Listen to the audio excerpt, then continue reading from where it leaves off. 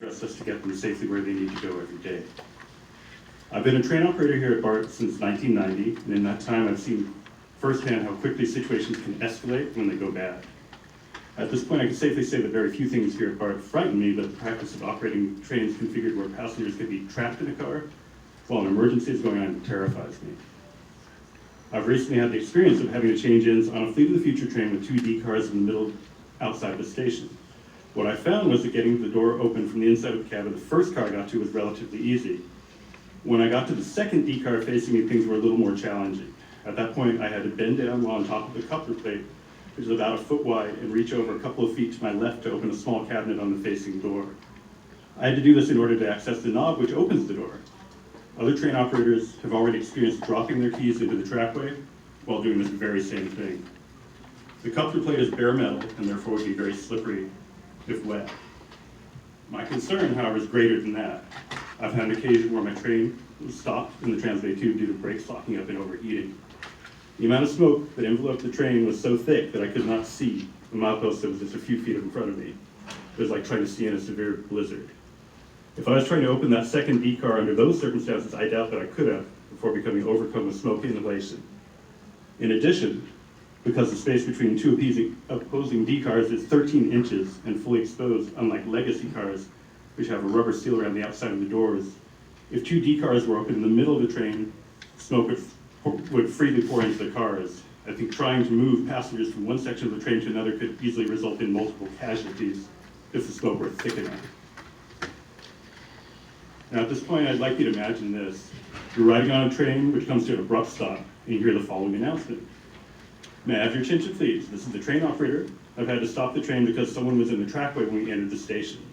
Please remain seated and I'll get back to you with more details in a few minutes. After a while, other passengers are starting to head towards the front of the train, but it's very crowded. And you happen to be in the middle of the train and find that the door to the next car is locked, and the train becomes packed with people. A little while later, you hear the following. Once again, this is a train operator. There's a serious medical emergency at the station ahead. We'll need to evacuate the train through the front. I'll need everybody to head towards the front of the train. If you're in one of those cars towards the rear of the train, please wait until I get there to assist you through to the adjoining cars. I'll be there as soon as I can.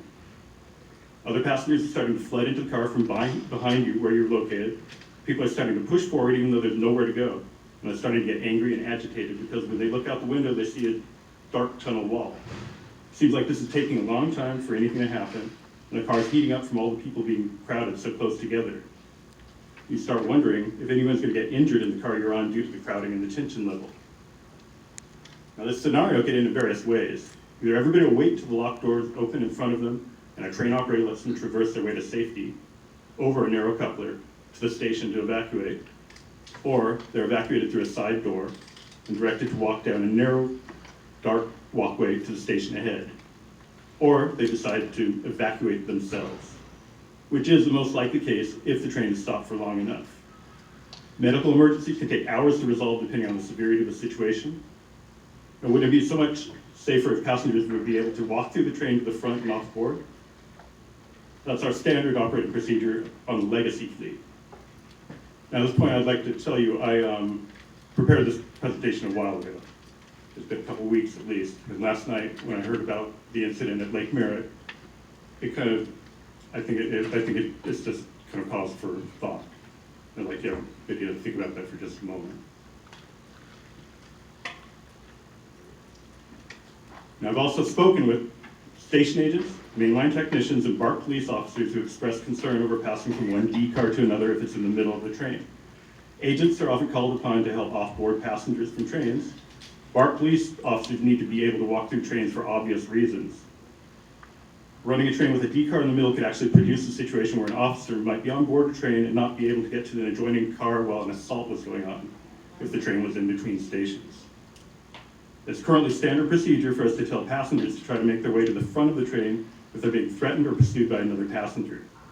This is so the train operator can offer assistance if possible. The mere appearance of an authority figure is often deterrent enough to stop violent or erratic behavior. If the situation is too dangerous for intervention, we can at least witness and report the location and event in real time to central control and keep BART police informed. Now, I've heard it said that other transit districts run trains where passengers cannot pass through each car. However, I think some things need to be considered in that regard. First of all, the Fleet of the Future has been designed to BART specifications and is therefore unique. I've spoken to test track operators, dedicated Fleet of the Future operators, as well as training personnel. And one thing is indisputable. Countless modifications on the new cars have been made since they've arrived. In fact, the engineers are still working on a hefty list of modifications that still need to be performed, some of which are expected to be done in September. Others will take at least until the new year and possibly beyond. I strongly urge you to ask the engineers about this. If this is standard equipment, then this would not be the case. Obviously, they're not dealing with a cookie cutter out-of-the-box design. Once again, the Fleet of the Future is unique. I think it's noteworthy to mention that most of the modifications are needed for D cars, which contain much more software by mere virtue of being control units. The D cars inherently have many more glitches than the E cars, which also happens to lead to far more delays when we're trying to get the trains out of the yards in the morning. I'd be glad to get a list of these modifications for you if you'd like, albeit I'm pretty sure my list would not be all-inclusive. Secondly, it's important to bear in mind how these trains are meant to be used. If the intention is that they can be run as long trains and then broken apart in various locations, then there would have to be an operator on each piece to move the shorter trains once the break is made. Additionally, once the Fleet of the Future train is broken, an aux cycle must be performed, which is a way of saying the computer needs to be rebooted. That's because the train's computer needs to recognize the number of cars and check to see if there are any problems with any of the cars before it'll run. An aux cycle takes a minimum of 4 minutes to complete. If you try to rush that time, you end up performing another aux cycle. That's hardly a time-effective setup. Another thing to consider is this. We've been running trains for 40 years that have been designed to allow the fullest accessibility possible to our passengers. Not only are they used to having this access, but it's undeniably safer for the public. C-cars were a relatively new thing when I first started at BART, and they provided the functionality of having a control unit in the middle of the train which allows access. Prior to that, we had A cars, which could only be used in the front or the rear of the train, and B cars, which could only be used in the middle. For a very short time, B cars were allowed to have their indoors locked if the car was taken out of service due to malfunction.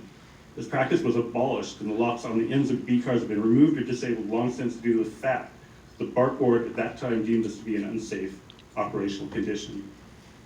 Until some version of a C car is designed, the only safe way to run Fleet of the Future is Fleet of the Future trains is to use D and E cars in the same manner as A and B cars. In the short term, it would be more practical, not to mention cost-effective, to order more E cars and less D cars, as I've heard is currently planned. Using D cars and N cars exclusively will not only be safer, but more reliable. We're the #1 transit agency in the country, and safety is our #1 priority.